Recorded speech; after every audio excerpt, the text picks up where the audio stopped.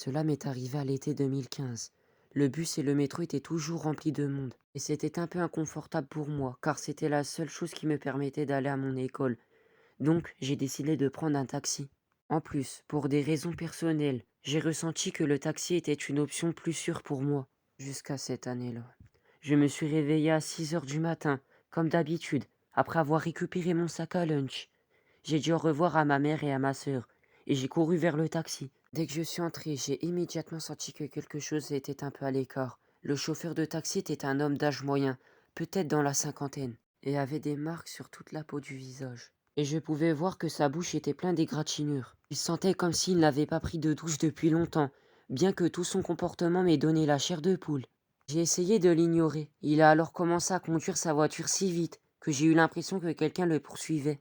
Alors qu'il conduisait frénétiquement, nous étions enfin plus près de l'école.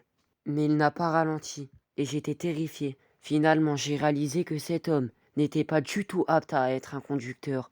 J'ai ouvert la fenêtre, et j'ai désespérément crié à l'aide. Il a sorti son couteau de poche, et m'a poignardé à la jambe. J'ai ressenti une vide douleur dans ma jambe. Et je n'ai pas arrêté de crier à l'aide. Je me souviens plus quand je me suis évanoui, et quand je me suis réveillé. J'étais toujours dans la même voiture. Je pouvais voir des voitures de police et des flics autour du taxi. Il s'avère que certains de mes camarades de classe m'ont vu s'éloigner de l'école. Ils ont fini par appeler la police, le 911. Et on m'a emmené à l'ambulance avec ma mère et ma sœur. J'avais besoin d'une intervention chirurgicale. J'ai donc dû rester une semaine à l'hôpital. Et à ce jour, j'ai encore la cicatrice dans ma jambe. Et à chaque fois que je pense à cet incident, mon cœur s'arrête.